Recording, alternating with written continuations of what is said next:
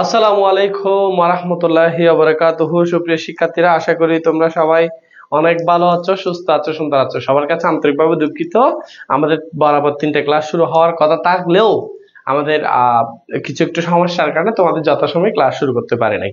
তো সেটার জন্য আমি আসলে আন্তরিকভাবে দুঃখিত তোমাদের কাছে। আমি সবাইকে অনুরোধ জানাবো, সবাই একটু তাড়াতাড়ি ক্লাসে জয়েন হয়ে যাবা। আমাদের গ্রুপে ইতিমধ্যে লিংক দেওয়া হবে এখন। তো তোমরা একটু তাড়াতাড়ি ভাইয়ারা একটু তাড়াতাড়ি জয়েন হয়ে যাও, কারণ তোমাদের চোখে রয়েছে উৎসুক চাহনি, তোমাদের রয়েছে তোমার কি পড়ার যে আগ্রহ, সেটা তোমাদেরকে ধারাবাহিকতাটা বজায় রাখতে হবে, বুঝছো? তো সেই জন্য আমরা একটু মনোযোগ দিয়ে ক্লাসটা করার চেষ্টা করব। ওকে,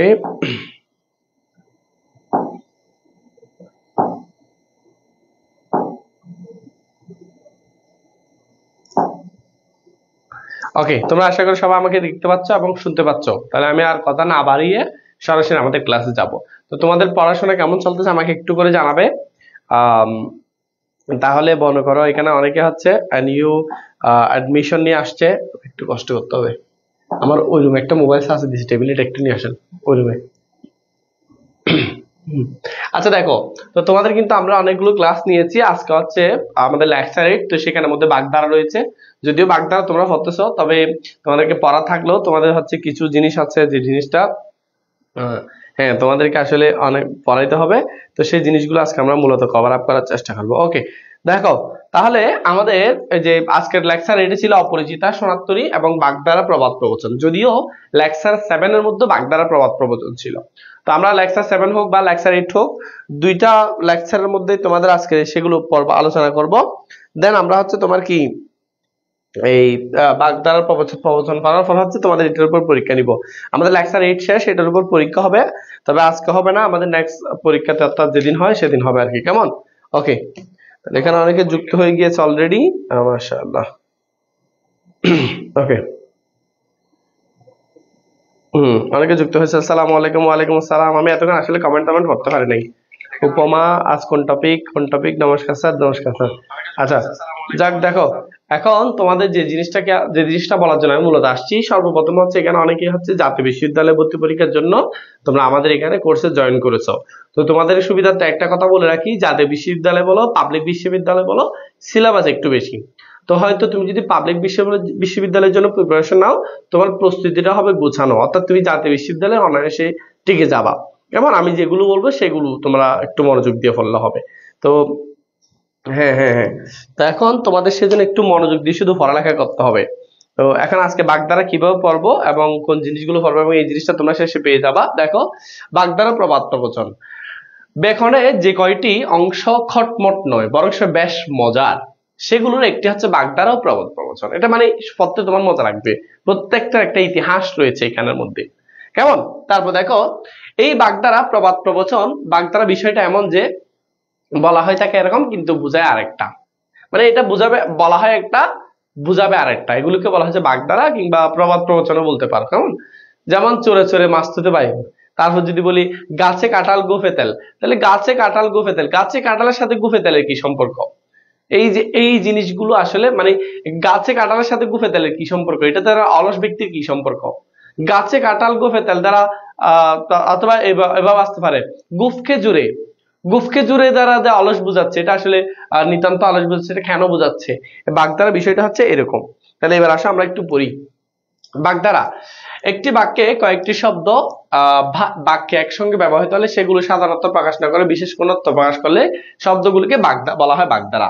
বাগধারা একটি শব্দ থেকে শুরু করে নতুন 2টি 3টি 4টি বড়জোর 5টি শব্দের মধ্যে সীমাবদ্ধ, কারণ স্বল্প শব্দের গোছা যার মানে অবশ্যই রয়েছে একটা, মানে এটার মানে একটা অবশ্যই আছে। লোকের খানে গেলে তার মানে টাউর করতে খুব তোমার কি একটা সমস্যা হয় না, না জানা থাকলেও এটা বুঝে ফেলতে পারে। যেমন শাক দিয়ে মাছ ঢাকা, তার মানে কিছু একটা জিনিস গোপন করতে চাওয়া, এই যে এরকম আর কি। এই যে এরপর দেখো, এই বাগধারা সম্পর্কে এখানে বলেছে, এগুলো তোমাদেরকে তো আমরা দিয়ে দিব। প্রবাদ প্রবচন ও সিন, দেখো প্রবাদ প্রবচন হচ্ছে সমাজ, খেয়াল রাখতে হবে এখানে। বাগধারা কি সম্পর্কিত, প্রবাদ প্রবচন কি সম্পর্কিত? সমাজ সংস্কৃতির ধারক ও বাহক হিসেবে প্রবাদ প্রবচন আমাদের চিটাগের একটা আছে। কেমন? আমাদের একটা যদি আমি তোমাদেরকে বলি, লতা খাইলাম, মানে আমাদের আঞ্চলিক ভাষায় আর কি, লতা খাইলাম পাতা খাইলাম বাতের সমান না, ফয়ের মারে মাডা হইলে মাঠ সমান না, এরকম করে একটা আছে। এরকম অনেক আছে, শুধু একটা না। যেমন আমরা ক্লাসের সময় সাক্ষী গোপাল এই যে একটা বলেছে উপমা, উপমা কিন্তু খুব ভালো করবে, আমরা জানি উপমা না, এখানে যারা আছে সবাই ভালো করবে, যারা যারা ক্লাস করতেছো রেগুলার নিয়মিত দেখো। তো এই যে এখানে কে রাখতে হবে, এগুলো হচ্ছে তোমার সংস্কৃতির দ্বারা বাহক হচ্ছে প্রবাদ প্রবচন, দীর্ঘকাল ধরে লোকমুখে প্রচলিত জনপ্রিয় উক্তি, যার মাধ্যমে সরলভাবে জীবনের কোনো গভীর সত্য প্রকাশ পায়, সেগুলো প্রবাদ প্রবচন নামে অভিহিত করা হয়ে থাকে। সমাজে প্রচলিত দীর্ঘদিনের রীতিনীতি সংস্কৃতির ভাঙা গড়ার নতুন ইতিহাস লুকিয়ে থাকে প্রবাদ প্রবচনে। প্রবাদের বিচক্ষণ ক্ষেত্রে ব্যাপক বিস্তৃত, প্রবাদের বিচক্ষণ ক্ষেত্রে ব্যাপক বিস্তৃত, এটা সব জায়গায় ব্যবহার করা হয়, এবং অ্যাডমিশন থেকে শুরু করে বিসিএস পরীক্ষা পর্যন্ত সেগুলো কেন আসে, তুমি তোমার সংস্কৃতি সম্পর্কে জানো কিনা, বুঝছো? এই যে এরকম কিছু গুরুত্বপূর্ণ প্রবাদ এবং কিভাবে উৎপত্তি হয় আমরা মুখস্থ করে ফেলবো একদম। দেখো প্রথমে তোমরা হয়তো জানো যে জিনিসগুলো আসতে পারে, আমরা একটু দেখি যেগুলো যেগুলো গুরুত্বপূর্ণ সেগুলো পড়বো। অ আ ক খ মানে কি প্রাথমিক বলন, বলছে এই মানুষটা তোমার কি ব্যাকরণের অ আ ক খ জানে না, ইংলিশের অ আ ক খ জানে না। কেমন, এই যে অ আ ক খ এগুলো হচ্ছে প্রাথমিক জ্ঞান। কোন কোন বিষয়ে যদি, যেমন তুমি যদি বলে, আমি মনে করো তুমি হচ্ছে কি করো মাটি কাটো, তা আমি বললাম তুমি মাটি কাটার অ আ ক খ পর্যন্ত জানা, তার মানে তুমি মাটি কাটার জন্য যে প্রাথমিক জ্ঞান দরকার সেটা পর্যন্ত জানা না। তুমি ট্রেন চালাতে চাও কিন্তু তুমি কিছুই জানো না, তখন আমার বলবো ট্রেন চালানো সম্পর্কে অনেক কিছু জানো কিন্তু ট্রেন চালানো সম্পর্কে কিছু জানো না, তখন বলবো এই মানুষটা হচ্ছে, এই মেয়েটা হচ্ছে, এই ছেলেটা হচ্ছে তোমার কি ট্রেন চালানোর অ আ ক খ জানে না। মানে আমরা জানি ছোটবেলায় আমাদেরকে অ শেখানো হয়, অ আ ক খ এগুলো শেখানো হয় স্বরবর্ণ, সেজন্য প্রাথমিক জ্ঞান বোঝাতে আমাদের অ আ ক খ ব্যবহার করা হয়।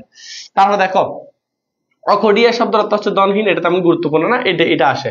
অকাল কুসুম অর্থাৎ অসম্ভব জিনিস, এটার ব্যাখ্যা দেখো, কুসুম শব্দের অর্থ হচ্ছে ফুল, তার মানে অকাল কুসুম শব্দের অর্থ অসময়ে ফুল। সাধারণত প্রতিটি ফুল সুনির্দিষ্ট কোন একটা ঋতুতে ফোটে, যেমন কদম ফুল বর্ষাকালে, তারপর হচ্ছে তোমার কাশ ফুল শরৎকালে, এই একটা ঋতুতে ফুটছে না।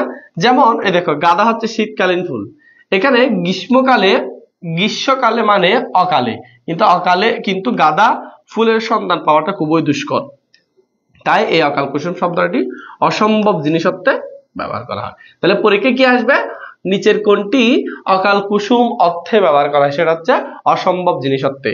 অকাল বাদলা, অকাল বাদলা শব্দের অর্থ হচ্ছে অকালে তো বৃষ্টি হয় না, আমরা জানি বৃষ্টি হলে মনে করো কোথাও যেতে বাধা হয়, সেজন্য বাধা যাওয়ানো, সেজন্য কে রাখতে হবে অকালে বাদলা শব্দের অর্থ হচ্ছে অপ্রত্যাশিত বাধা, মানে তুমি প্রত্যাশা করো নাই। এই যে তুমি স্কুলে যেতে বের হয়েছো, তুমি ওর সাথে যাবে, তুমি মনে মনে রাতে সারাদিন স্বপ্ন দেখেছো আমি কালকে ওর সাথে ঘোরাঘুরি করবো, হ্যাং করবো, তং করবো, অং করবো, কিন্তু সকালবেলা উঠে দেখতেছে আসলে কি আহ তোমাকে বৃষ্টি হয়ে গেছে। এইটা হচ্ছে অপ্রত্যাশিত বাধা, তুমি তার সাথে যেতে পারছো না, তোমার মনে হচ্ছে বৃষ্টিটা একটু থামতো, এই যে অপ্রত্যাশিত বাধা। তারপর দেখো কি বলেছে, অকট বিকট শব্দের অর্থ হচ্ছে ছটফটানি, তেমন গুরুত্বপূর্ণ না, মানে বাগদার অর্থ আর কি। অকাল মূর্খ শব্দের অর্থ হচ্ছে নিরেট বোকা। অকল পাতার শব্দের অর্থ হচ্ছে সীমাহীন। অকুল পাতার শব্দ সীমাহীন, পাতার শব্দের অর্থ এমনি সমুদ্র। তো এখন অকুল মানে যার কুল নাই, যে সমুদ্রের কুল নাই, সেটা তোমার জন্য অবশ্যই বিপদ, সেজন্য সীমাহীন বিপদ বোঝাতে অকুল পাতার বা অকুল সমুদ্র এটা ব্যবহার করা হয়। কেমন, অকুলে কুল পাওয়া, এই দেখেন বলছিলাম না অকুল মানে যার কি নাই কুল নাই, সেখানে যদি তুমি কুল পেয়ে যাও কি হবে, তোমার নিরুপায় অবস্থাতে উদ্ধার পাই গেছে তুমি। তাহলে অকুলে মানে হচ্ছে যে সমুদ্রের মধ্যে তোমার কুল নাই, সেখানের মধ্যে তুমি আটকা পড়াচ্ছ, হুট করে যখন কুল পেয়ে যাবা তুমি সেখান থেকে পানি থেকে উদ্ধার পাচ্ছ, সেই জন্য। তাহলে এগুলো যখন একবার তুমি আমার মুখে মুখে পড়ে ফেলবা তোমার জন্য এটা ক্লিয়ার হয়ে যাবে। কেমন, তাহলে দেখো এরপর কি বলছে দেখো, অকুলে ভাষা, ভীষণ সংকটে পড়ে দিশাহারা হওয়া। অকাল কুষ্মান্ড, এটা তো পরীক্ষা অনেকবার আসছে। অকাল কুষ্মান্ডার ওই যে বিলাসী গল্পের মধ্যে আছে, অকাল কুষ্মান্ডটা সাপুড়ে মেয়ে কি করেছে, পিডিএফটা দিয়ে দিবে, হ্যাঁ অবশ্যই দিবা, আমি তোমাদেরকে দেখাবো, তাকে পারাই না, আরো দিব একটা, এটার উপর 2-3টে ক্লাস হবে তোমাদেরকে, দুটার উপর না, আমি এটার উপর আর একটা ক্লাস নিই, ওটা এসে করি না। বাগদারাটি কাহিনীটি ভারতীয় মহাকাব্যের, দেখো একদম ইতিহাস সহ অকাল কুষ্মান্ড, এই যে বাগদারাটি ভারতীয় মহাকাব্যের মহাভারতের। তাহলে দেখো এই অকাল কুষ্মান্ডের কাহিনীটি, পাণ্ডু ছিল, পাণ্ডুর 5টা সন্ধি ছিল, যুধিষ্ঠির, ভীম, অর্জুন, নকুল, সহদেব। তো সেখানের মধ্যে ওর 2টা বিয়ে করে, একটা হচ্ছে কুন্তি, একটা হচ্ছে মাদ্রি। এই যে পাণ্ডুর দ্বিতীয় স্ত্রী যেটা ছিল কুন্তি, এই কুন্তি ও মাদ্রির গর্ভে যথাক্রমে যেখানে বলা আছে যুধিষ্ঠির, ভীম, অর্জুন, নকুল এবং সহদেব জন্ম নিলে পাণ্ডুর জ্যেষ্ঠ ভ্রাতা ধৃতরাষ্ট্রী প্রতি, মানে হচ্ছে পাণ্ডুর আরেকটা ভাই ছিল, ওর যে স্ত্রী ছিল ওর গর্ভবতী। এবং দেখো এখানে কি বলেছে, এখানে বোঝা যাচ্ছে না, এখানে একটু দেখি, হ্যাঁ গান্ধারে প্রচন্ড ঈর্ষান্বিত হয়ে পড়েন, ওর নাম ছিল গান্ধারী। কেমন, তারপরে দেখো গর্ভধারণের 2 বছর পার হয়ে গেল, গান্ধারী অর্থাৎ ওই যে তার পাণ্ডুর যে বড় ভাই জ্যেষ্ঠ ভাই ছিল, জ্যেষ্ঠ ভাতার বউয়ের, গান্ধারীর কোনো সন্তান ভূমিষ্ঠ হচ্ছিল না। এই অবস্থাতে তিনি রেগে খুবই নিজেই গর্ভপাত ঘটিয়ে ফেলেন, অর্থাৎ সন্তান যখন হচ্ছে না, কারণ আমাদের জেনারেল হচ্ছে 10 মাস হলে কি হয়, সন্তান কি হয়, হ্যাঁ হ্যাঁ হ্যাঁ, সন্তান হচ্ছে তোমার বের হয়ে যায় 10 মাস 10 দিনের মধ্যে, কিন্তু যখন বের হচ্ছে 2 মাস হয়ে যাচ্ছে, ও নিজে নিজে গর্ভপাত করে। গর্ভপাতের ফলে কুমড়া বা কুষ্মাণ্ড আকৃতির একটা মাংসপিণ্ড অকালে নির্গত হয়, বুঝছো? চারদিকে ছড়িয়ে পড়ে গান্ধারী অকালে একটা কুষ্মাণ্ড প্রসাব করেছে। পরবর্তীতে ব্যাসদেবের নৈপুণ্যে সেই মাংসপিণ্ড থেকে জন্ম হলো 100 জন পুত্র। দেখছো খেয়াল করো, 100 জন কত পুত্র নামে এক, তারপর কি বলেছিল, দুঃশলা নামে এক কন্যা। 100 জন পুত্র একটা কি কন্যা। অকালজনিত এই 100 পুত্রের রাজ্যলোভ, অন্যায় আচার আচরণ, মাত্রাতিরিক্ত বিলাস এবং ভোগস্পৃহা, অন্যায় ষড়যন্ত্রের কারণে কুরুক্ষেত্রে 18 দিন ব্যাপী মহাযুদ্ধ, ওই যে কুরুক্ষেত্রে একটা যুদ্ধ লেগে যায়, তোমরা জানো কুরুক্ষেত্রে নারায়ণের সাথে কৃষ্ণের যুদ্ধ লাগা হয়তো, কৃষ্ণ হয় বলে এদেরকে অকাল কুষ্মাণ্ড বলা হয়। তার মানে তাদের কারণে এই রাজ্যের মধ্যে সদরবদর কাহিনী হয়ে গেছে পুরোটা, বুঝছো? এরপর দেখো, এরপর খেয়াল করো, হ্যাঁ, অকাল পক্ষ মানে হচ্ছে ইষ্টে পাকা, এটা এরপর গেল। এরপর দেখো অক্কা পাওয়া, অক্কা পাওয়া তো মারা যাওয়া, অক্কা পাওয়া তো কি মারা যাওয়া, এটা না আছে ইহলোক লীলা সাঙ্গ, তার পটল তোলা, আরো অনেকগুলো আছে। পটল তোলা শব্দের অর্থ মারা যাওয়া, ইহলোক লীলা সাঙ্গ করার অর্থ মারা যাওয়া, কেমন? তারপর দেখো অক্কা শব্দের অর্থ হচ্ছে ঈশ্বর। অক্কা শব্দের অর্থ কি, তুমি মারা রাখবো, অক্কা মানে কি ঈশ্বর, তাহলে ঈশ্বরকে কখন পাই, যখন আমরা মরে যাই, এতটুকু মনে রাখলে হচ্ছে। অকাল বোধন, অকালে বোধন, এটা তো বোঝাই যাচ্ছে, অসময়ে কি কিছু একটা আসলে এটা বোঝাই যাচ্ছে। অকাল শব্দের অর্থ নির্ধারিত সময়ের বাইরে, বোধন শব্দের অর্থ হচ্ছে তোমার কি জাগরণ বা উদ্বোধন। পৌরাণিক কাহিনী অনুসারে রাবণ সীতাকে যখন হরণ করে অশোক বনে লুকিয়ে রাখেন কে, রাবণ। তারপর দেখো রাবণ যখন এই কাজটা করেন, তখন স্বর্গের দেবীগণ ঘুমানোর সময় সীতা হরণ হয়ে যাওয়ায় রাম বিভিন্ন দেবদেবীর শরণাপন্ন হয়েছিলেন সীতাকে কিভাবে উদ্ধার করা যায় সেই, তারপর দেখো সেই উপায় খুঁজতে খুঁজতে তখন ব্রহ্মা রামকে দেবী দুর্গার আরাধনা করতে বলেন। রাম তখন দেবী দুর্গার আরাধনা করে ঘুম থেকে অসময়ে জাগিয়ে তোলেন। এই নিদ্রাভঙ্গের কাহিনী থেকে বাগদাটির জন্ম হয় অকালে বোধন, মানে অসময়ে আর কি। এরপর দেখো, এরপর আমরা একটু উপরে তুলি। এরপর দেখো অক্ষর, এখানে কি বলেছে, অক্ষর পরিচয় মানে হচ্ছে সামান্য বিদ্যা। সাধারণত অক্ষর পরিচয় আমরা কখন ব্যবহার করি, মনে করো ভাইয়া ক, তাহলে কয়টা আমরা পরিচয় কখন করি, আমরা সর্বপ্রথম বিদ্যা শিখার সময় কিন্তু অ ক খ এগুলো শিখি, যে প্রাথমিক জ্ঞান। তো এখানে যেটা অক্ষর পরিচয় বলেছে, মানে ক খ এগুলো হচ্ছে আমাদের জন্য সামান্য, এরপর আমাদের তোমার রিডিং পড়তে হয়, তারপর আরো অনেক কিছু পড়তে হয় না, হ্যাঁ, সেই জন্য অক্ষর পরিচয় মানে হচ্ছে সামান্য বিদ্যা। খেয়াল রাখবা কি বিদ্যা, সামান্য বিদ্যা বা বর্ণ জ্ঞান।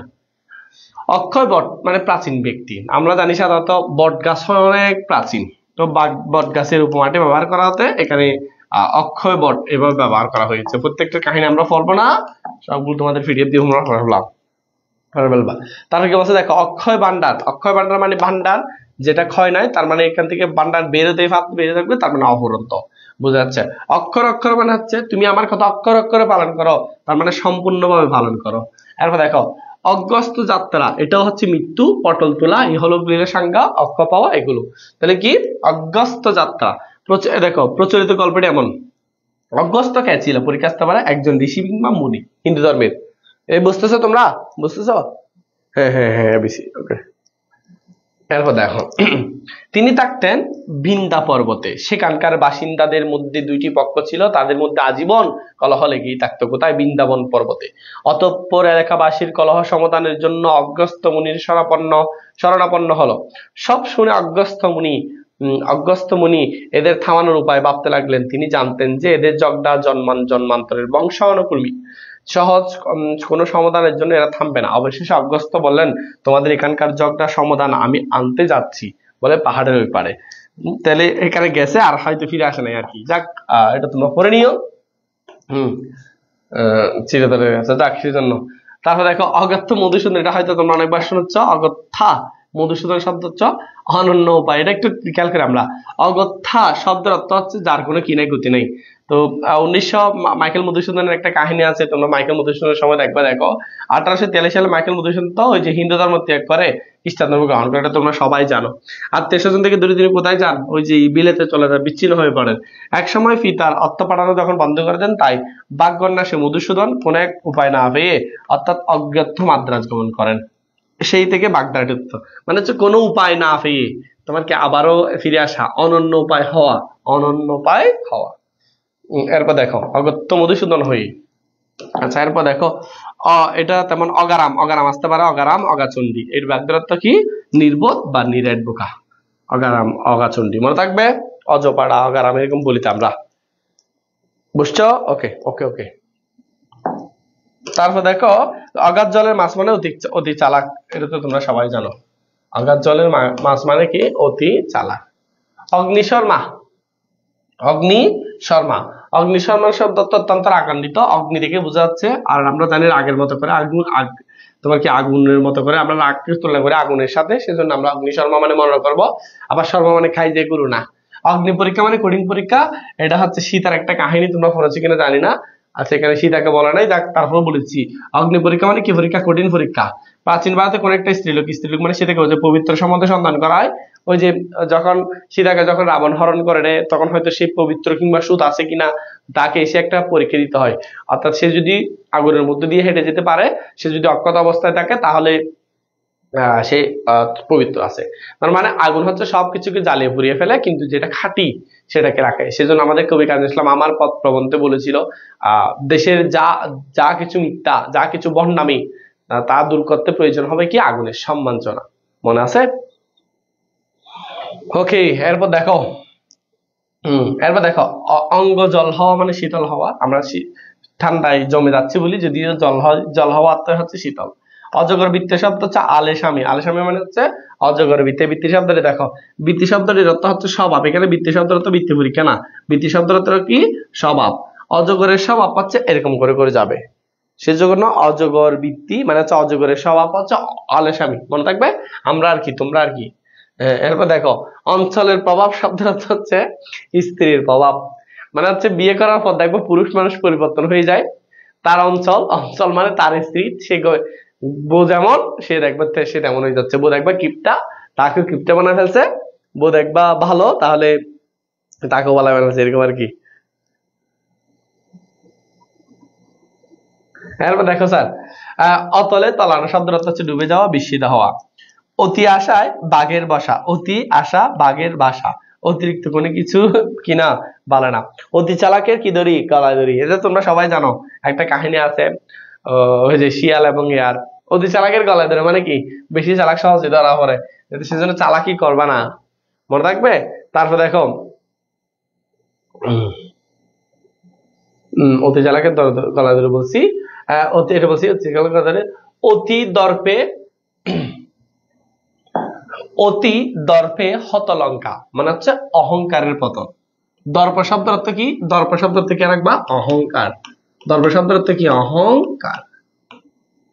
এবার দেখো অহংকারের কাহিনীটা কি? ওই যে বিভীষণ, বিভীষণ রাম কুম্ভকর্ণ, তোমরা জানো এখানে রাম রাবণ যখন যুদ্ধ শুরু হয়, তখন সেখানে কিন্তু আমাদের রাবণ কিন্তু অহংকার করেছে। তো যার কারণে তার লঙ্কা খাল সলিলে ডুবিছে, ডুবিছে লঙ্কা খাল সলিলে, এভাবে বলেছিল। তো সেজন্য বলেছে অতি দর্পে হতলঙ্কা, হত মানে লঙ্কা শেষ হয়ে গিয়েছে, পতন হয়েছে। সেজন্য অহংকার মানে হচ্ছে রাবণ অহংকার করতে, সেজন্য এখানে অহংকার পতন বলেছে। এখানে বলেছে দেখো দর্প শব্দের অর্থ হচ্ছে দম্ভ কিংবা অহংকার করা, আর লঙ্কা হচ্ছে রাবণ, লঙ্কা হচ্ছে রাবণের রাজ্য। রাবণের মা নিকষা সতীর উপদেশে রাবণ বিভীষণ কুম্ভকর্ণ তিন ভাই ব্রহ্মার কাছে অমরত্বের বর আশীর্বাদ চেয়েছিলেন, কিন্তু ব্রহ্মা তাতে রাজি হলেন না। বিকল্প হিসেবে রাবণ তখন ব্রহ্মার কাছ দেব দানব দৈত্যর কাছে অবাধ্য হওয়ার জন্য বর চেয়েছিলেন। বর মানে আশীর্বাদ। ব্রহ্মা রাবণকে সেই বর দিয়েছিলেন। অতঃপর বর পেয়ে রাবণ পৃথিবীর জয়ের জন্য উন্মাদ হয়ে উঠলেন, একের পর এক অপকর্ম ঘটাতেন আর যুদ্ধ ঘোষণা করতেন। কিন্তু অতি দর্পে আত্মহারা রাবণ কখনো চিন্তাও করেনি যে দেবতা দানব যজ্ঞ ও রাক্ষসদের হাতে অজেয় অবদ্ধ হলেও মানব রামের হাতে সে নিহত হবে। বলছিলাম না, রামের হাতে কি হয়ে যায়? নিহত হবে। তার দর্পের কারণে তার লঙ্কা রাজ্য, ওই যে তার অহংকারের কারণে বলেছিলাম না পতন হয়েছে বলে হয়। তাহলে অতি দর্পে হতলঙ্কা শব্দের অর্থ কি? অতি দর্পে হতলঙ্কা। অতি দর্পে হতলঙ্কা মানে হচ্ছে অহংকারের পতন। কেন? কারণ রাম লক্ষণ যখন যুদ্ধ হয় তখন কিন্তু আমাদের যে রাম ছিল সে কিন্তু বেশি দম্ভ কিংবা অহংকার করত, সেজন্য। ঐথজল শব্দ অর্থ হচ্ছে ভীষণ বিপদ। অদৃষ্টের পরিহাস শব্দ অর্থ হচ্ছে ভাগ্যের বিড়ম্বনা। এগুলো গুরুত্বপূর্ণ, কে রাখবা? অদৃষ্টের পরিহাস মানে ভাগ্যের বিড়ম্বনা। অধঃপাতে যাওয়া শব্দ অর্থ হচ্ছে উচ্ছন্নে যাওয়া। গেল গেল গেল গ্রামটা একেবারে রসাতলে গেল, বিলাসী গল্পে বলেছিল, মনে আছে? এই যে অধঃপাতে যাওয়া মানে হচ্ছে উচ্ছন্নে যাওয়া, ধ্বংসের দিকে যাওয়া। অনাধিকার চর্চা, অনাধিকার চর্চা মানে মনে করো এটা আমাদের বিলাসী গল্পে বলেছিল, হয়তো যুগের বসে অনাধিকার চর্চা করিয়া বসিব, বিলাসী গল্পে নেড়া বলেছিল। মানে হচ্ছে যে বিষয় তোমার আয়ত্তে নাই এই বিষয়ে হস্তক্ষেপ করা, অনায়ত্ত বিষয়ে হস্তক্ষেপ। কেমন? অনুরোধে ডেকে তো কোলা।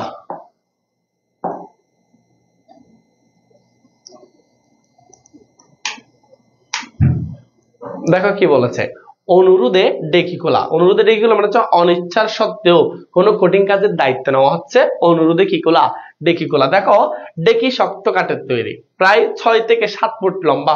এটি তৈরি করতে বাড়ি, দেখ আমি একটু সুন্দর করে বুঝাই দেওয়ার চেষ্টা করতেছি তোমাদেরকে। অনুরোধে ডেকি তোমার ডেকি মানে কেন তোমরা দেখতেছ মানুষ একটা মুখ করে থাকছে, হা করে থাকছে না, মানে হা করে থাকছে আর কি। অনিচ্ছার সত্ত্বেও কোনো কঠিন কাজের দায়িত্ব নেওয়া, এটা হচ্ছে অনুরোধে ডেকে খোলা। মনে করো আমি কিছু একটা করতে চাচ্ছি না, তোমরা কিছু একটা বলো স্যার আপনি পারবেন, আপনার করতে হবে করতে হবে, অনুরোধ করতে করতে আমি শেষমেশ এই কাজে আমার ইচ্ছা নাই, তারপর আমি করতেছি, সেটাই হচ্ছে অনুরোধে ডেকে খোলা। এটার ইতিহাসটা একটু দেখো।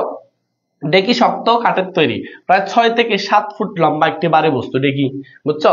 বোঝাই যাচ্ছে এই জিনিসটি গলা দিয়ে নামানো অসম্ভব।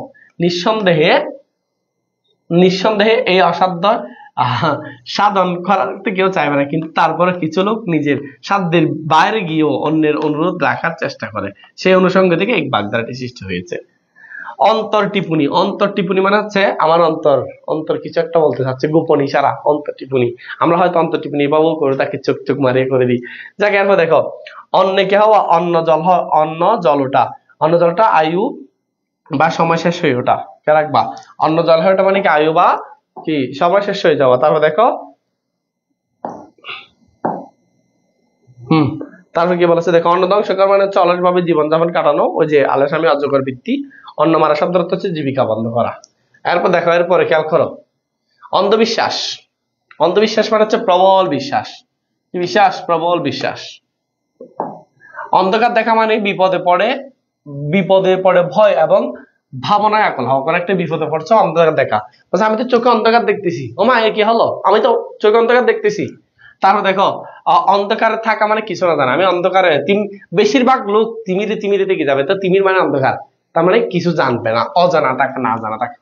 অন্ধের যষ্টি, যষ্টি মানে লাঠি বা নড়ি, তার মানে একমাত্র অবলম্বন। যারা অন্ধ তাদের একটা লাঠি থাকে, লাঠি হচ্ছে তাদের একমাত্র অবলম্বন, সেজন্য একমাত্র অবলম্বন বোঝাতে অন্ধের দোষ। হ্যাঁ বুঝছো, অন্ধ ব্যক্তি একা পথ চলতে পারে না, পথ চলার জন্য তার একটা লাঠি বা অন্য ব্যক্তির সাহায্যের প্রয়োজন হয়, কারণ সে সামনে কোনো পথ রোধক কিছু আছে কিনা কিংবা কোনো গর্ত আছে কিনা তা সে নিচ থেকে বুঝতে পারে না। অর্থাৎ অন্য ব্যক্তির সাহায্য ছাড়া অন্ধ ব্যক্তি তার লাঠিটি অন্য ব্যক্তির সাহায্য কি বলেছে, অন্য ব্যক্তির সাহায্য ছাড়া অন্ধ ব্যক্তির জন্য লাঠি হচ্ছে তার পাতেয় একমাত্র আর কি। কেমন? এই দৃষ্টিকোণ থেকে অন্ধের যষ্টি মানে হচ্ছে একমাত্র অবলম্বন। কেমন? অনন্ত শয্যা মানে হচ্ছে মৃত্যুসজ্জা। অনন্ত মানে শেষকালের জন্য একটা শেষ সজ্জা, মৃত্যুসজ্জা। এরপর দেখো অনলে জল পড়া। অনল শব্দের অর্থ হচ্ছে আগুন, জল। তাহলে আগুনের মধ্যে যখন জল পড়ে, ভালো করে খেয়াল করবা, আমরা একটু খেয়াল করি। দেখো দেখো অনলে জল পড়া, অনলে কি পড়া, জল পড়া। অনল শব্দের অর্থ হচ্ছে আগুন, অনল শব্দের অর্থ কি ভাইয়া, আগুন। তো আগুনে জল পড়লে আগুন যেমন ঠান্ডা হয়ে যায়, তার আগুন মানে তোমরা মনে রাখো রাগ, জল যদি পড়ে যায় রাগও ঠান্ডা হয়ে যায়, তার মানে অনলে জল পড়া মানে হচ্ছে রাগ কমে যাওয়া, এবং মনে রাখতে পারো। অন্ধকারে ডিল ছোড়া, তো অন্ধকারে ডিল ছুড়লে আমরা যে কোথায় পড়তেছে কোথায় যাচ্ছে সেগুলো আসলে বুঝি না, সেজন্য অন্ধকারে ডিল ছোড়া এটা হচ্ছে অনুমানের উপর নির্ভর করে কোনো কাজ করা। আমি অন্ধকার দেখতেছি, কিছু একটা ডিল ছুড়ে দিলাম, কোথায় পড়তেছে আমি মনে করছি ওটা তো অনুমান করে বাঁচি, সেজন্য অন্ধকারে ডিল ছোড়া মানে হচ্ছে অনুমানের উপর নির্ভর করে কোনো কাজ করা। তারপর কি বলেছে দেখো, অন্দি সন্ধি। অন্দি সন্ধি মানে হচ্ছে ফাঁক ফুকর, গোপন তত্ত্ব। অন্ধের হাতি দেখা, এটা একটু ভালো করে খেয়াল করো, আমি একটু উপর তুলি। দেখো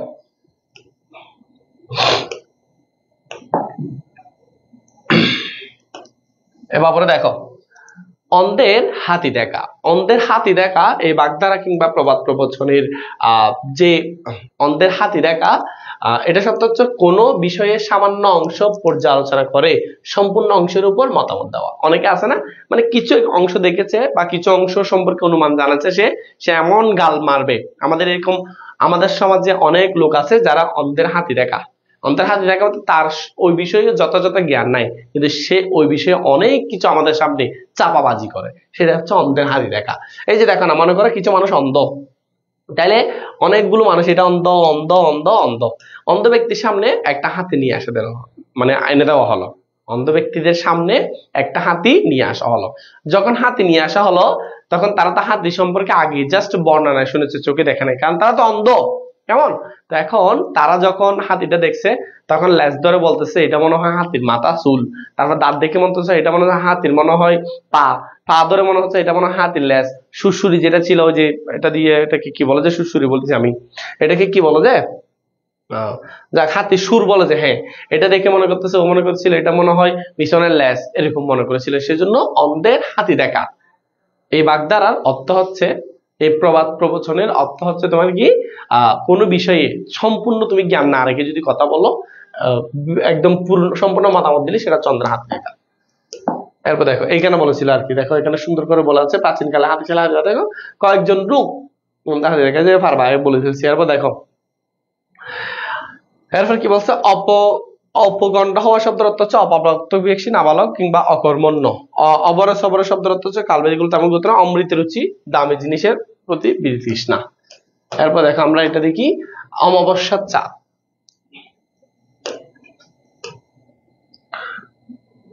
তুমি তো আমার অমাবস্যার চাঁদ।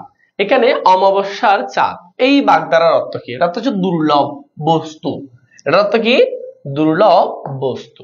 এখানে ভালো করলে খেয়াল করবো, দেখবো আমরা চাঁদের দুইটা পক্ষ আছে, একটা হচ্ছে কৃষ্ণপক্ষ আর একটা হচ্ছে শুক্লপক্ষ।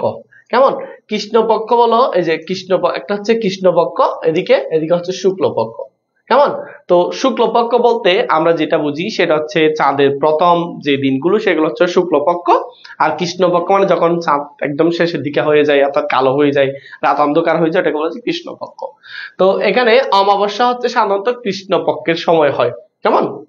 এই যে দেখো কৃষ্ণপক্ষের 15তম দিনকে অমাবস্যা বলা হয়।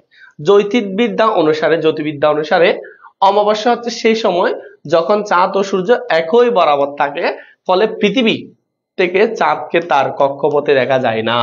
এই জন্য কোনো অদৃশ্য বস্তু বা দুর্লভ বস্তুর উপমা বা তুলনা দিতে আমরা এই যে অমাবস্যার চাঁদ বাগধারাটি ব্যবহার করি। তুমি যে আমার অমাবস্যার চাঁদ, অমাবস্যায় তো ভাইয়া চাঁদ দেখা যায় না, সেজন্য এই যে শুক্লপক্ষের কৃষ্ণপক্ষের 15তম দিন এটা হচ্ছে অমাবস্যা, এবং অমাবস্যা আমরা যেহেতু চাঁদ দেখতে পাই না, এবং তোমাদের বাবি বা তোমাদের XYZ যারা আছে তারাও হচ্ছে হয়তো তোমার ক্রাশ যে আছে সে হয়তো তোমার জন্য আজকে অমাবস্যার চাঁদ।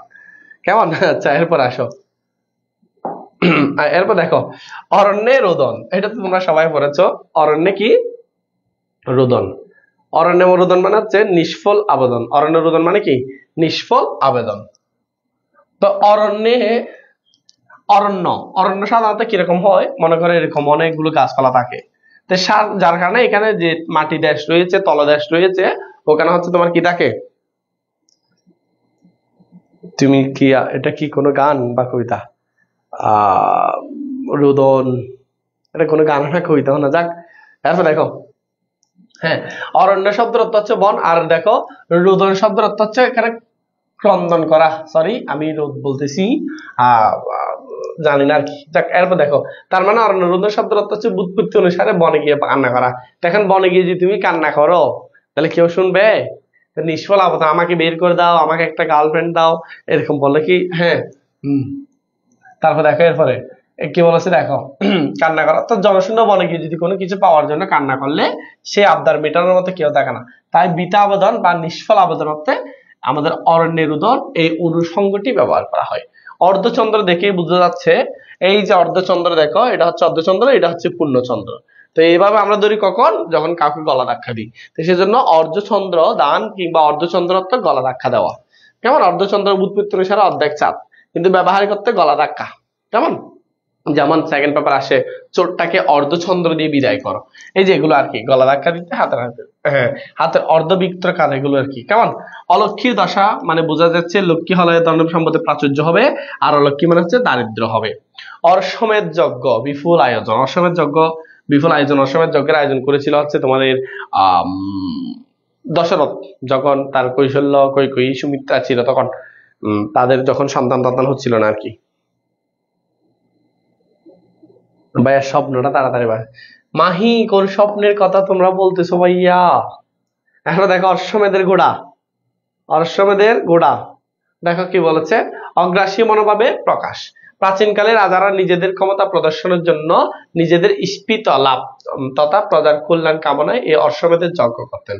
এই যজ্ঞ করার জন্য একটি নির্দিষ্ট গোড়াকে সুসজ্জিত করে কপালে কপালে রাজ তিলক কেটে ছেড়ে দেওয়া হতো।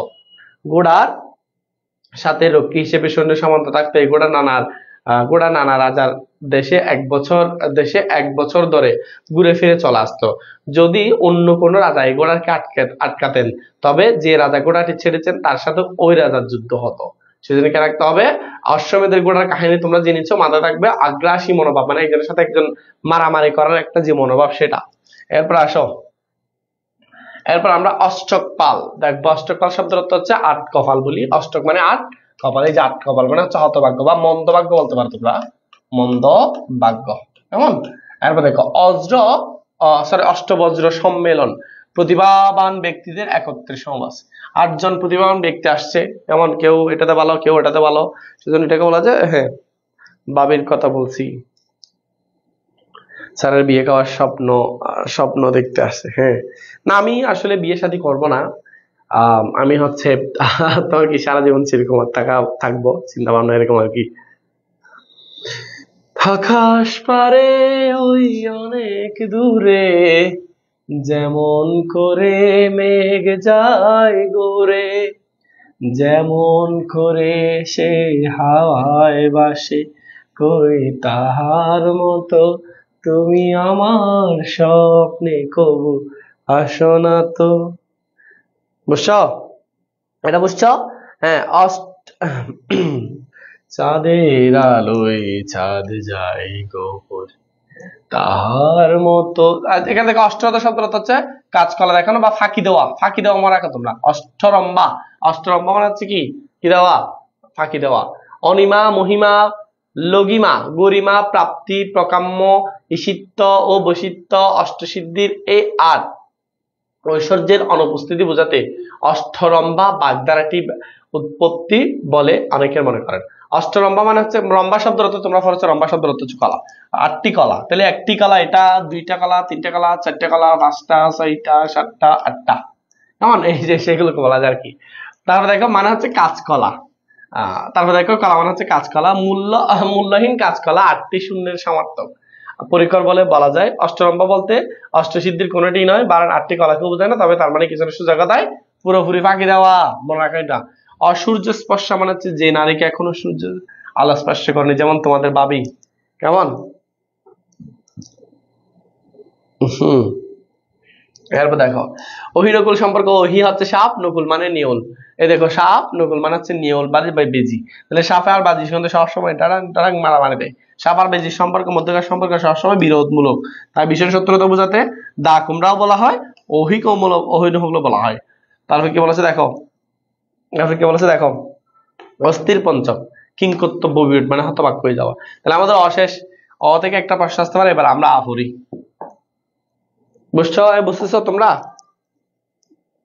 এটা পড়াই ফেলবো আজকে। এরপর দেখো 200টা পড়াবো আজকে।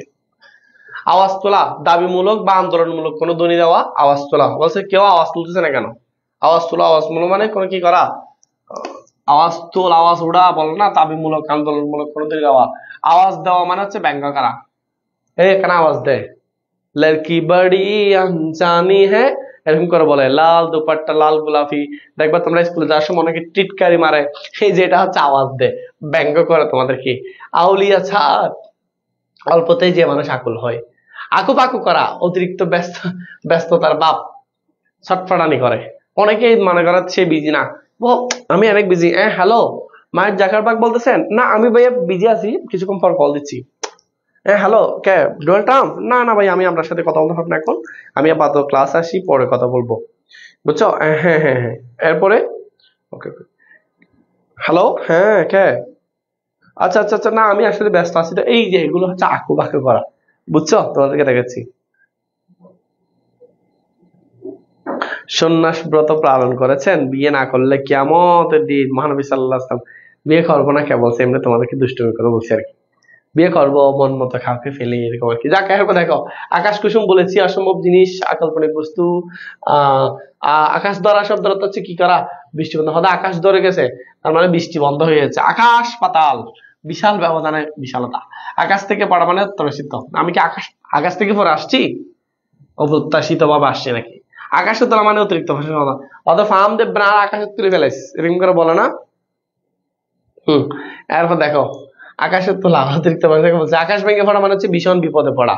আমাদের মাথার উপর দৃষ্টিসীমার সর্বশ্রেষ্ঠ হলো কি আকাশ, যার কোনো কিনে শেষ সীমা নাই। মানুষ যখন কোনো বিপদে পড়লে তার রক্ষার জন্য নানা কৌশল অবলম্বন করে, এখান থেকে সেখানে ছুটে ছুটে বেড়ায়, কেমন? শেখা সমস্যা সমাধানের জন্য। কিন্তু যার কোনো সীমা নেই, সে আকাশটা যদি মাথায় ভেঙে পড়েন, তাহলে বিপদ থেকে রক্ষা করার জন্য কোথাও ছোটাছুটি করার কি থাকবে না, উপায় থাকবে না। তাই রূপকত্বে আকাশ ভেঙে পড়া বাগধারাটি, অনুষঙ্গটি ভীষণ বিপদে পড়া। বুঝছো? আকাশের ছাদ দুর্লভ বস্তু। আকাশের চাঁদ তো চাইলেও দিয়ে আসা যায় না ভাই, দুর্লভ বস্তু। কেমন? আকাশের চাঁদ কি দুর্লভ বস্তু। এবার দেখো দুর্লভ বস্তু একটু দেখি আমরা। দেখো, আকাশের সাধারণত কি দুর্লভ বস্তু। নিঃসন্দেহে আকাশের চাঁদ হচ্ছে দুর্লভ বস্তু, কারণ এগুলো পাওয়া যায় না তো। পূর্ণিমা চাঁদ যদি কোনো জ্যোৎস্না রাতে মানুষ দেখতে পেয়ে যায়, তবে সে যে কতটা খুশি হবে তা বলার আক্ষেপ রাখে না। এই কারণে কোনো অতি আকাঙ্ক্ষিত দুর্লভ দুষ্প্রাপ্য বস্তু হঠাৎ পাওয়াকে আকাশের ছাদের মতো। তুমি কাউকে পেয়েছো, মনে হচ্ছে তুমি যেন আকাশের ছাদ পেয়েছো, যে খুশি হয়েছো, কেমন? এটাই আর কি। এরপর দেখো, আক্কেল সেলামি বোকামির দণ্ড। আক্কেল সেলামির মতো তা হল নেই দিয়ে তালাই সেলামি দিচ্ছে, মানে ভুলের মাসুল। আক্কেল সেলামি। আক্কেল দাঁত উঠা, বুদ্ধি পাকা হওয়া। তো তোমার আক্কেল দাঁত উঠছে, আক্কেল মন্দ, ভালো মন্দ বিবেচনা। আচ্ছা, এরপর আমরা একটু দেখি। হ্যাঁ, আখের গোছানো, ভবিষ্যতের ব্যবস্থা করা। আখের গোছানো, ভবিষ্যতের ব্যবস্থা করা। তারপর কি বলছে? আগল ভাঙা, বাধা বেরিয়ে এগিয়ে যাওয়া। তারপর কি বলছে? একদম বাগদম শব্দের অর্থ হচ্ছে তুমি একদম একদম এগুলো কি বলতেছ? অর্থহীন কথা। আক্কেল গুডুম, আক্কেল আক্কেল গুডুম, হতবুদ্ধি কিংবা কিংকর্তব্য গুণ, হতবুদ্ধি হয়ে যাওয়া। ওই যে আক্কেল গুডুম হয়েছিল কেবিলাসী গল্পে, মনে আছে? হ্যাঁ, কামান থেকে গোলা ছোড়ার সময় গুডুম করে শব্দ উড়ে যায়, তা কখনো কখনো বিপদ অবস্থার পাকে পড়ে মানুষের আক্কেল বুদ্ধিও মাথা থেকে উড়ে যায়। বুঝছো? এই অবস্থায় মানুষ আক্কেল গুডুম অবস্থা, মানে মনে করো হুট করে তোমার সামনে গুলি একটু পড়েছে, কারণ পড়েছে, বাস পড়েছে, তখন তুমি কোথায় যাবে? এটাই আর কি। কেমন? তারপর দেখো, আগাছার বড় ভার। কারণ তোমার দেখবা যে জিনিসটা তোমার কাজে আসে না, জিনিসটা তাড়াতাড়ি বেড়ে যায়। তুমি কোনো মনে করো কোনো একটা কি করেছ, হ্যাঁ, চাষ করেছ, সেখানে দেখবা আগাছা বেশি বাড়তেছে, সেজন্য বলছে অকেজো লোকের হাক ডাক একটু বেশি, মানে যারা কোনো কাজের না এরা একটু বেশি বলছে আগাছার বড় ভার। তাহলে দেখো, আগা পাঁচতলা, সম্পূর্ণ অদ্যন্ত মানে হচ্ছে আদ্যন্ত মানে হচ্ছে সম্পূর্ণ একদম শুরু থেকে আদ্য থেকে অন্ত পর্যন্ত। আগা পাচা তলা মানে শুরুটা আর কি। আগুন নিয়ে খেলা করা ভয়ঙ্কর বিপদ। আগুন নিয়ে খেলিও না, তোমার বিপদ হবে উপমা। আগুন নিয়ে খেলিও না মাহি, সময় ফিরে খেলা বলে একদম বাগডুম। আচ্ছা যাক, আগুনে ঘি ডালে কি বেড়ে যায়? রাগ বেড়ে যায়। আগুন যেমন বেড়ে যায়, তো এই যে রাগকে নিয়ন্ত্রণ, রাগ বাড়ানো আর কি। কেমন? এরপর এটা একটু দেখি, রাগ বাড়ানো। আগুনে সবকিছু ফুটিয়ে ছাড়খাড় করে দেয়। মানুষের আগুন উঠলে অনেক সময় আগুনের মতো, কিন্তু ঘি ডাললে আগুন যেমন দাও দাও করে, তেমন রাগান্বিত ব্যক্তিকে উস্কে দিলে তোমার কি আগুনের ঘি ডালার মতো আর রাগ বেড়ে যায়। তাহলে আগুনে ঘি ঢালা অর্থ হচ্ছে রাগ বাড়ানো। আগুন সবকিছুকে পুড়িয়ে ফেললো, ছারখার করে ফেললো। আগুনে তুমি যখন আবার ঘি দিবা, তারপরে আগুন আরো ধাও ধাও করে জ্বলে উঠবে। তো রাগান্বিত ব্যক্তিকে যদি তুমি আরো একটু রাগ বাড়ায় দাও, সেক্ষেত্রে আমাদের এই অনুষঙ্গটি, এই বাগধারাটি ব্যবহার করা হয়। কেমন? আগুনে ঘি ঢালা বাগধারাটি। আঙ্গুর ফুলে করা গাছ, এগুলো তো তোমরা জানো। আঙ্গুর এরকম, এটা মনে করো গরিব মানুষ হুট করে ফুলে গেছে, তার মানে সে বড় মানুষ, এটাই আর কি। হঠাৎ বড় লোক খাওয়া। সাধারণত অন্য উদ্ভিদের তুলনায় কলা গাছ খুব দ্রুত বৃদ্ধি পায়। এই জন্য অসৎ উপায়ে অর্জিত কিংবা লটারি জিতে কিংবা কারো দানের মাধ্যমে যখন কেউ স্বাভাবিকের তুলনায় কম সময়ে অবস্থার পরিবর্তন করে ফেলে, তখন সে অবস্থাকে কলা গাছের দ্রুত বৃদ্ধির সাথে আঙুল ফুলে কলা গাছ বুঝবা। আঙ্গুলের আঙ্গুল অতিরিক্ত, মানে আঙ্গুলের আঙ্গুল করিও না, মানে হচ্ছে অতিরিক্ত কাজ করে না। আমাদের আঙ্গুল কয়টি? 5টি, কিন্তু এখানে দেখো তো 1 2 3 4 5 6 6টি হয়ে গেছে না? তাহলে এটা হচ্ছে অতিরিক্ত পারবা তোমরা। তারপরে কি বলেছে দেখো, আঁচল ধরে বেড়ানো মানে ব্যক্তিত্বহীন। তাহলে আমরা দেখবো অনেকগুলো ছেলে আছে যেগুলো হচ্ছে নারীর আঁচল ধরে বেড়ায়, তার মানে তোমার ব্যক্তিত্ব নেই। তোমার আঁচল ধরে বেড়াবে যে বেড়া পুরুষ, এই জন্য ব্যক্তিত্বহীন। 8 প্রহর মানে হচ্ছে দিন রাত সম্পূর্ণ। আমাদের টোটাল 8 প্রহর। এই যে একটু ভালো করে খেয়াল করো, এই ভালো করে খেয়াল করো, 8 প্রহর। 8 প্রহর শব্দের অর্থ হচ্ছে দিন রাত সব সময়। এই বাগধারার অর্থ কেমন দেখো, ভারতীয় সময় পরিমাপক এক অনুসারে 3 ঘন্টা সমান 1 প্রহর। কয়শো ঘন্টা সমান? 3 ঘন্টা সমান। তাহলে এবার দেখো 3 দিয়ে 8 কে গুণ দাও, 3 8 কত? 24। 24 না, 24 ঘন্টাকে 3 দিয়ে ভাগ দিলে তোমার 8 বের হবে। সেজন্য 8 প্রহর মানে হচ্ছে দিন রাত সব সময় বা 24 ঘন্টাকে বা পুরো দিনকে বোঝায়। কেমন? তাহলে এখানে দেখো অবস্থায় দিনের গণনা শুরু হতো সকাল 6টায়, অতএব প্রথম প্রহর 6টা থেকে 9টা, দ্বিতীয় প্রহর 9টা থেকে 12টা, তৃতীয় প্রহর মানে 12টা থেকে 3টা, এভাবে অষ্টম প্রহর মানে রাত 3টা থেকে 6টা। তাই 8 প্রহর বাগধারাটি দ্বারা দিন রাত সর্বক্ষণকে বোঝানো হয়। 8 প্রহর দ্বারা কাকে বোঝানো হয়? 8 প্রহর বাগধারা দ্বারা তোমার কি দিন রাত সবসময় বোঝানো হয়। আশা করি তোমরা বুঝতে পেরেছো। এরপর আসো, খেয়াল করো, আজল পাজল করা, ঝাড়া দেওয়া মানে হচ্ছে ঝাঁকুনি দেওয়া। এরপর তেমন গুরুত্বপূর্ণ 8 কপালে, এটা আসতে পারে, এটা আসতে পারে একটু হতভাগ্য। 8 ঘাট বাঁধা, সব দিক দিয়ে আত্মরক্ষা, মানে সব দিক দিয়ে আমি বেনিফিশিয়াল দিয়ে তারপর নামছি। আচ্ছা তোমরা আগুন নিয়ে খেলিয়ে না, এক সময়ের প্রিয় খেলা বললে আগুন দিয়ে খেলা মাহির বলে। জায়গার পর দেখো 28 ছেলে, দুর্বল এবং অক্ষম ছেলে। জায়গার পর দেখো 8 পিঠে দর, তবে গোড়ার উপর ছড়, প্রস্তুতি নিয়ে কর্মের জন্য প্রবৃত্ত হওয়া।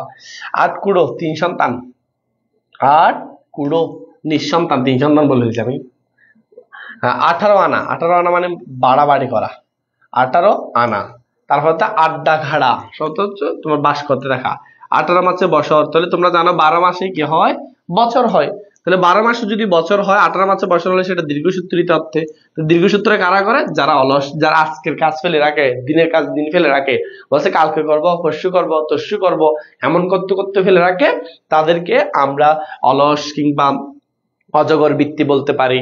তারপর হচ্ছে তোমার কি, এই যে 18 মাসে বছর, তারা যে দীর্ঘসূত্রিতা কিংবা অলস ক্ষেত্রে ব্যবহার করতে পারে। কেমন? তারপর দেখো 12 মাসে 1 বছর, এগুলো বুঝি, এগুলো পারবা তোমরা। এরপর দেখো 8 শীতে পড়শি দেখা, 8 শীতে কি দেখা? পড়শি দেখা, নিজের মতো করে অন্যকে দেওয়া। মানে আমি যেমন, আমি মনে করি যে না এখানে সবাই মনে হয় আমার মতো, কিন্তু আসলে সবাই তোমার মতো না, এটা তোমাকে খেয়াল রাখতে হবে। আড়ি পাতা, আড়ি পাতা মানে হচ্ছে গোপনে শোনা, এরকম করে। যাক, তার কি বলছে? আতান্তরে পড়া মানে হচ্ছে বিপদে পড়া। আতারি কাতারি, ছটফটে বাপ। এরপরে আসো, এগুলো আসলে পড়ানোর দরকার হচ্ছে, এগুলো তো আমি পড়াই না, তারপরে এবার পড়াচ্ছি সর্বপ্রথম। তারপরে কি বলেছিল? আথে ঘা দেওয়া, মনে ব্যথা দেওয়া পারবা। আদমের খাল, তাহলে আদম হচ্ছে আমাদের ইসলাম ধর্ম হচ্ছে, আদম হচ্ছে সর্বপ্রথম ব্যক্তি। তো সেজন্য আদমের কাল মানে হচ্ছে সুপ্রাচীন কাল। আদা জল খেয়ে লাগে মানে হচ্ছে প্রাণপণ চেষ্টা করা। কেমন? তারপর দেখো আদার ব্যাপারী, আদার ব্যাপারী শব্দের অর্থ হচ্ছে সাধারণ লোক। এটা একটু আমরা একটু বাগধারাটা জানি। আদার ব্যাপারী, তাহলে আদার ব্যাপারী, এই বাগধারার অর্থ হচ্ছে সাধারণ লোক। দেখো ভাইয়া সাধারণ লোক কেন? দেখো আদা অর্থনৈতিকভাবে কখনো গুরুত্বপূর্ণ পণ্য ছিল না। আদা অর্থনৈতিকভাবে কখনো গুরুত্বপূর্ণ পণ্য ছিল না, বরং প্রাচুর্যের কারণে বেশিরভাগ ক্ষেত্রে আদা বিক্রির চেয়ে বিনিময় হতো বেশি। মানে বিনিময় করা হচ্ছে, বিক্রি না, তুমি আমাকে পেঁয়াজ দাও, আমি তোমাকে আদা দিব, এইটাকে বলা হয় যে বিনিময়। ফলে আদার ব্যাপারীরা বা যারা আদা বিক্রি করেন, তাদের সামাজিক মর্যাদা ছিল প্রায় তলানিতে, অর্থাৎ নিচুতে একদম। তাই সাধারণ লোক বোঝাতে এই অনুষঙ্গ কিংবা এই বাগধারাটি ব্যবহার করা হয়। আদার ব্যাপারী জাহাজের খবর নিয়ে তুমি কি করবা? কেমন? তা আদার তো তখন তেমন বিক্রি হতো না, সেজন্য আর কি। এরপর দেখো কি বলেছে, আদায় কাজ, এটাকে বলছে আদার হাড়ের সামান্য লোক তারপর হচ্ছে আদায় কাজ করা মানে হচ্ছে শত্রু বা পণ্য। এটার একটা বাগধারার ব্যাখ্যা আছে, ব্যাখ্যাটা তোমরা একটু দেখো। দেখো, হ্যাঁ, আয়ুর্বেদিক শাস্ত্র মতে আদার গুণ হলো, দেখো আদায় কাজ করা, আদার গুণ হলো রেচন। আমরা যখন পেটের মধ্যে সমস্যা হয়, তোমার যদি পেটের মধ্যে গ্যাস হয় তখন তুমি কি খাবা? আদা খাবা। তা আয়ুর্বেদিক শাস্ত্র মতে আদার গুণ হলো রেচন, অর্থাৎ তোমার হজম প্রক্রিয়ায় সাহায্য করবে। যেটা স্টোমাকে তোমার পারতেছে না, সেটা দেখবা আদার রস খেলে হয়ে যাবে। তা আদা খেতে হয়।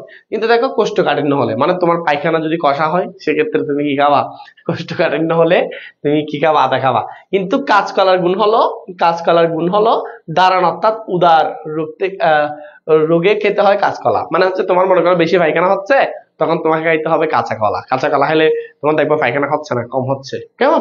তাহলে দেখো, তাছাড়া কাঁচকলা রান্নার সময় কোনোভাবে তাতে আদা পড়লে কাঁচকলা আর সহজে কি হয় না? সেদ্ধ হয় না, একটি অন্যটির ক্রিয়াকে অকেজো করে ফেলে, মানে অকেজো করে দেয়। আদা এবং কাঁচকলা দুটো বিপরীত জিনিস। আদা খেতে হয় ফ্যাটকে তোমার কি করার জন্য? নরম করার জন্য। পক্ষান্তরে তুমি যদি কাঁচকলা খাও বা কাঁচা কলা খাও, তখন সেটা ফ্যাটকে শক্ত করবে। কেমন? তো সেই জন্য আদায় কাঁচকলা মানে হচ্ছে শত্রু ভাবাপন্ন, একটাকে নষ্ট করে ফেলবে। এই যে দেখতেছো দুইটি, দেখো অর্থাৎ দুইটির মধ্যে বিপরীত কিংবা শত্রুতার সম্পর্ক বিদ্যমান। তাই আদায় কাঁচকলা দ্বারা শত্রু ভাবাপন্ন সম্পর্কে বোঝায়। বুঝছো? সেজন্য শত্রু ভাবাপন্ন বাগ দ্বারা বোঝাতে আমাদের আদায় কাঁচকলা বোঝায়। আধিক্যতা ন্যাকামি, আধিক্যতা করিও না, ন্যাকামি করিও না। আদা কেসটা মানে হচ্ছে বিশৃঙ্খলা। আদার ঘরের মানিক শব্দের অর্থ হচ্ছে প্রিয় বস্তু। আদার ঘরে যেমন একটা মানিক, একটা বস্তু রাখলে খুব আদার ঘরে পুরো মানিকটা যেমন পুরো ঘরকে উজ্জ্বল করে ফেলবে, সেরকম আর কি। এখন আদার দাম বেড়ে গেছে, আলো পাবে। হ্যাঁ, করা যায়। আপন কোলে জোল টানা। তারপর দেখো, এটা তো স্বার্থ, নিজের ক্ষেত্রে। আপন পায়ে কুড়াল মারা হচ্ছে নিজের অনিষ্ট নিজে করা, নিজের ক্ষতি নিজে করা। হম এরপর দেখো, আমডা কাঠের ডিকি। এটা তো তোমরা সবাই জানো, আমডা কাঠের ডিকি মানে হচ্ছে অপদার্থ। আমডা কাঠের ডিকি মানে হচ্ছে কি? অপদার্থ। আমডা কাঠের ডিকি, আমডা গাছ তেমন খুব একটা কি শক্ত নয় বলে সেটা জ্বালানি ছাড়া আর কোনো কাজে আসে না। বুঝছো? তো অপরদিকে ডেকির কাজ অনেক মজবুত হতে হয়, কারণ ডেকি দিয়ে ছাটানোর জন্য অনেক জোরে জোরে আঘাত করতে হয়, ধান ছাটানোর জন্য আর কি। কেমন? তারপর দেখো, এই কারণে আমডা কাঠের ডেকি দিয়ে আমডা কাঠ দিয়ে ডেকি তৈরি করা হলো, তা কোনো কাজের হবে না। কেন? বুঝছো? কারণ হচ্ছে এটা ভেঙে যাবে। এখানে আমরা কাঠ ডেকে তৈরি করা হলে কোনো কাজের হবে না, নিমিশে ভেঙে যাবে। তাই অপদার্থ বোঝাতে আমরা কাঠের ডেকে বাগধারাটি ব্যবহার করা হয়। তারপর দেখো, এখানে কি বলেছে? আমগন্ধি মানে হচ্ছে কাঁচা গন্ধযুক্ত। আমরা যখন আম গন্ধ শুকি তখন সেটা, হ্যাঁ, একদম কাঁচা কথা। আমতা করা মানে তুমি জানো সেটা ইতস্ত করা। আমরা গাছি করা শব্দ অর্থ সামুদ্রিকটা অনেকবার পড়েছ। আলগা করা মানে হচ্ছে গুরুত্বহীন কথা বলা। তারপর হচ্ছে আলাদা ঘরের দুলার শব্দ অর্থ হচ্ছে অতি আদরে নষ্ট ছেলে। তারপর হচ্ছে তলোয়ার, আলো শব্দের অর্থ হচ্ছে দুর্লভ বস্তু। আলো শব্দের অর্থ হচ্ছে দুর্লভ বস্তু, এটা বাগদার অর্থ। আলোয়ার পিছনে ছোটা শব্দের অর্থ হচ্ছে অসম্ভবের পিছনে ছোটা। তারপরে কি বলেছে? আসর গরম করা শব্দের অর্থ হচ্ছে আড্ডায় উদ্দীপনা সৃষ্টি করা, বাগদার অর্থ। তারপর এরপর দেখো, আসলে মুঘল নেই, ডেকি করে ছাদুয়া, পরিকল্পনাহীন ব্যবস্থা প্লেট। তেমন এটা আহামরি গুরুত্বপূর্ণ না। তারপর আসলে কিন্তু আমরা ফরাই দিচ্ছি।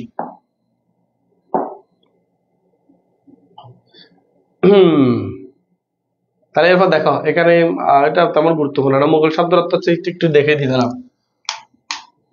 দেখো, মুঘল শব্দের অর্থ হচ্ছে, আমি একটু দেখাই। আসলে মুসল নেই, আসলে কি নেই? মুসল এখানে আছে। এখন তোমরা বলতে পারো, ভাই আপনি মুঘল বলতেছেন কেন? এটা তোমরা বলতে পারো, কারণ হচ্ছে এটা যখন তোমরা হয়তো মোবাইল দেখতেছো ছোট ছোট লেখাগুলো স্পষ্ট দেখা যাচ্ছে, কিন্তু আমি যখন এখানে দেখছি আমাকে খুব জোর দিয়ে দেখতে হচ্ছে। যেমন এখানে মাঝখানের এই যে লাইনটা আমি দেখতেছি না, এখানে ফেটে যাচ্ছে লাইনটা। বুঝছো? আসলে মুসল নেই, আসলে কি নেই? মুসল নেই, ডেকি করে চাঁদোয়া, পরিকল্পনাহীন ব্যবস্থা। চাঁদোয়া মানে হচ্ছে উপরে যেটা ধরে সেটা। কেমন? মুসল শব্দের অর্থ হচ্ছে এই জিনিসটাকে বলা হয়, তার ডেকি দিয়ে। তোমরা ডেকি দেখছো কিনা জানি না। হ্যাঁ, তাহলে এটা একটু ফরক হলো। মুসল শব্দের অর্থ হচ্ছে ডেকির মুন্ড, অর্থাৎ যেটা দিয়ে পেশন করা হয়। আর চাঁদোয়া শব্দের অর্থ হচ্ছে সামিয়ানা বা আচ্ছাদন। ডেকির জন্য মুন্ডর যেটা আছে, মুখণ্ডর যেটা আছে, এটা মুখণ্ডর, এটা থাকা অ্যাকচুয়ালি বেশি জরুরি। ডেকি ঘরের উপরে আচ্ছাদন থাকাটা যেমন জরুরি না, মানে উপরে থাকতে হবে এমন কোনো কথা নেই, কিন্তু এটা থাকতে হবে। এটা দিয়ে দানকে কি করা হয়? পেশন করা হয়। তো সেই জন্য কি বলেছে? মুসল মানে হচ্ছে এইটা নেই, মুসলটা নেই, কিন্তু চাঁদোয়া আছে। চাঁদোয়া দিয়ে কি হবে? সেজন্য পরিকল্পনাহীন ব্যবস্থা গ্রহণ করার ক্ষেত্রে এবার বাগধারাটি ব্যবহার করা হয়। আষাঢ়ে গল্প মানে তোমরা তো সবাই জানো, সেটা হচ্ছে আজগুবি গল্প। আষাঢ় মাস আসলেই সবাই একসাথে বসে মানে মুখ দিয়ে যা আসতো তেমন তেমন গল্প করতো, সেজন্য আষাঢ়ে গল্প আজগুবি গল্প বলছে। আফ একটা দেখছে তো বলে যে বলবে এত আপ দেখছি, হ্যাং করছি তং করছে এগুলো। তারপর দেখো এরপরে কি বলেছে, আষাঢ় আনতে বেলা দীর্ঘস্থায়ী সময় হওয়া। আর দেখো এখানে একটু কে রাখবো, এটা একটু কে রাখো। আষাঢ় আনতে বেলা বাগদার অর্থ কি? আষাঢ় আনতে বেলা, দেখো আষাঢ় আনতে বেলা বাগদার অর্থ হচ্ছে দীর্ঘস্থায়ী সময়। আষাঢ় মাসের দিনগুলো অনেক দীর্ঘ হয়। তাছাড়া ওই সময়টাতে সারাদিন কি হয়, বৃষ্টি হওয়ার কারণে সাধারণত লোকজন ঘরের বাইরে ছোটাছুটি কম করে, কোনো একটা কারণে নির্দিষ্ট জায়গায় বেশি, কোনো একটা নির্দিষ্ট জায়গায় বেশি সময় কাটায়। এক জায়গায় বসে সময় কাটানোর জন্য এক সময় বেলা আর কাটতে চায় না, অর্থাৎ বেলা অনেক দীর্ঘ এমন একটা ভাব আসে। তাই দীর্ঘস্থায়ী সময় বোঝাতে এই অনুষঙ্গটি ব্যবহার করা হয়। দীর্ঘস্থায়ী সময় বোঝাতে সেটাকে আষাঢ়ান্ত বেলা মানে হচ্ছে আষাঢ়ের শ্রাবণ মাস, আষাঢ় মাস যেগুলো আছে সেগুলো আর কি। তারপর দেখো আষাঢ়ে নামার শব্দ অর্থ হচ্ছে কাজে অবতীর্ণ হওয়া। আস্ত কেটে শব্দ অর্থ হচ্ছে কেউটে মানে সাপ, তোমরা জানো কেউটে সাপ হচ্ছে খুবই বিপজ্জনক, সেজন্য আস্ত কেউটে মানে হচ্ছে অত্যন্ত বিপজ্জনক লোক। আস্ত খুঁড়োর পাতা শব্দ অর্থ হচ্ছে নিজ ব্যক্তি। আডঙ্গার শব্দ অর্থ হচ্ছে কিয়াঘাত মানে বাগদার অর্থ। আহ্লাদে আটকানো শব্দ অর্থ আহ্লাদ মানে সুখ, আটকানা মানে একদম ইজিলি বুঝে যাওয়া যায়। ইগল স্বভাব, ইগল স্বভাব শব্দ অর্থ হচ্ছে হিংস্র প্রকৃতির। ইস্টে পাকা শব্দ অর্থ হচ্ছে অকালপক্ষ। ইতর বিশেষ শব্দ অর্থ হচ্ছে ভেদাভেদ বা সামান্য পার্থক্য, সামান্য ইতর পার্থক্য রয়েছে, এগুলো পারবা। ইতুনিত কুড়ে শব্দ অর্থ হচ্ছে অলস, তাহলে আক্কেল সেল আমি। তারপর হচ্ছে ইতুনিত কুড়ে, ইঁদুর কপালে মানে মন্দ ভাগ্য, এটা দরকার নেই আর, এই তো তোমরা সবাই জানো ইঁদুর কপাল মানে কি মন্দ ভাগ্য। আরো কয় ফেজ আছে? আচ্ছা 2 ফেজ আছে, বেশি নেই। হম তারপর দেখো ইন্দুর কপালে মন্তবাক্য পড়েছি। ইন্দুর খলে পড়া শব্দ অর্থ হচ্ছে লোভে গিয়ে ফাঁদে পড়া। কারণ ইন্দুর কলে কখন যায়? ইন্দুরের কল তোমরা দেখছো না? ইন্দুরের কলের মধ্যে দেখবা তোমরা একটা কি দেখি দেখবো না, মেসেজ দেওয়ার অপশন কোথায় বন্ধ করছি স্যার আমি? নন্দভাগ্য। আচ্ছা তাহলে এরপর দেখো ইনি বিনিয়ে ঘুরিয়ে ফিরিয়ে নানা কথা বলা। ইন্দ্রপতন শব্দ অর্থ হচ্ছে বিখ্যাত ব্যক্তি। ইন্দ্র মানে হচ্ছে ওই যে দেবতাদের আছে, ইন্দ্র ছিল, শচী, ইন্দ্র, জয়ন্ত, এগুলো আর কি। যাক, ইলিশে গুড়ি শব্দ অর্থ হচ্ছে গুড়ি গুড়ি বৃষ্টি হওয়া। ইলিশে গুড়ি শব্দ অর্থ বাগদার অর্থ। ইলাতে কাণ্ড শব্দ অর্থ হচ্ছে নোংরা ব্যাপার। ইয়ার বক্সি শব্দ অর্থ হচ্ছে বন্ধু বান্ধব। ইয়ার এটাক্কা শব্দ অর্থ হচ্ছে বন্ধু মহলের মধ্যে পড়ালাম। এগুলো তেমন গুরুত্বপূর্ণ না, যেগুলো গুরুত্বপূর্ণ সেগুলো আমি দেখা দিচ্ছি। তারপর দেখো রশ্মি রস্য দিয়ে যেটা আছে, উজানের কই, উজানে মানছে সবসময় কই পাওয়া যায়, সেজন্য উজানের কই মানে হচ্ছে সহজলভ্য, সহজলভ্য। উচ্ছন্নে যাওয়া মানে হচ্ছে অধপ্রাতে যাওয়া, রসাতলে যাওয়া, একই কথা। উৎকলুক শব্দের অর্থ হচ্ছে অচেনা ব্যক্তি মানে বাগদার অর্থ। উঠতি বয়সী বাগদার অর্থ হচ্ছে যৌবনের প্রথম অবস্থা, বলছে উঠতি বয়সী ছেলেরা এমন এমন করতেছে, যৌবনের প্রথম অবস্থা। উঠে পড়ে লাগা শব্দের অর্থ হচ্ছে দৃঢ় সংকল্প। তুমি আমার জন্য উঠে পড়ে লেগেছো কেন, আমার জন্য দৃঢ় সংকল্প করেছো কেন, এভাবে।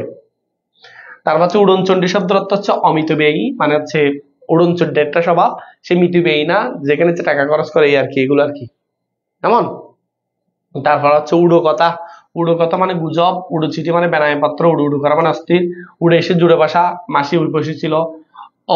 দেখো অযাচিত ভাবে এসে সর্বে সর্বা হয়ে যাওয়া মানে, হ্যাঁ অযাচিত ভাবে এসে সর্বে সর্বা হওয়া মানে কোথাও থেকে এসে যাচাই করে না এসে সেখানে সর্বে সর্বা হয়ে গেছে সবকিছু। উত্তম মাধ্যম মানে প্রহার করা, প্রহার মানে বুঝো মারধর করা। তারপর দেখো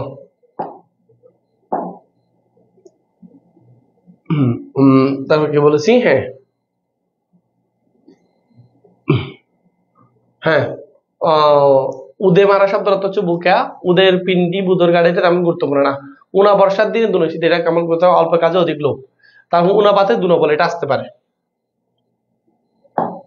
মানে উনাপাতে দুনবল, স্বল্প প্রহারে স্বাস্থ্যপ্রদ। 19-20 সামান্য পার্থক্য, এটা তো পারবা। উনপাজুরে আসে কে রাখবা, অপদার্থ কিংবা দুর্বল, অনেকবার আসছেও। দেখো উন্নত হচ্ছে কম, আর পাজর শব্দ অর্থ হচ্ছে মেরুদণ্ড প্রাণীর বুক বা পার্শ্বদেশের অস্থি বা হাড়। সুতরাং উনপাজরের শব্দ অর্থ হচ্ছে যার কিনে পাজর নেই, একটু কম আছে। তারপর দেখো এই কারণে অপেক্ষাকৃত দুর্বল লোককে অপদার্থ অকর্মণ্য ব্যক্তিকে উনপাজরে বলা হয়, বুঝছো? 59 শেষ 64 প্রায় অসম্পূর্ণ, তাকে এটা তেমন গুরুত্বপূর্ণ। 49 বায়ু মানে কি রাখবা, পাগলামি। 49 বায়ু মানে হচ্ছে পাগলামি। ঠিক আছে স্যার, আজকের পরের বাগদারা তো আমি তোমাদের এটা দিয়ে দিব, তোমরা এটা একটু পরে নিবা। আজকে বাগদার উপর ক্লাস ছিল, আগামী ক্লাস এটার উপর আরেকটা ইয়ে দিয়ে আমরা এটা করে ফেলবো, কেমন? উপরে পাওয়া এ পর্যন্ত আছে, আর বেশি নেই। এটা তেমন আহামরি তেমন গুরুত্বপূর্ণ না, তোমরা পারবা। ঠিক আছে স্যার, তাহলে সবাই ভালো থাকবা, সুস্থ থাকবা। নেক্সট ক্লাস থেকে আমরা 2টা করে ক্লাস নিয়ে তোমাদের রিটেনের উপর ক্লাস দিব খুব শীঘ্রই। আর যারা জাতীয় বিশ্ববিদ্যালয়ে ভর্তি হওয়ার জন্য এখানে আসছো বা ভর্তি হয়েছো, তোমার জন্য সেম টপিক কিন্তু তোমাদের জন্য আলাদা করে কিছু ক্লাস দেওয়া হবে, বুঝছো? তো সবাই ভালো থাকবা, সুস্থ থাকবা, সুন্দর থাকবা। আসসালামু আলাইকুম ওয়া রাহমাতুল্লাহি ওয়া বারাকাতুহু।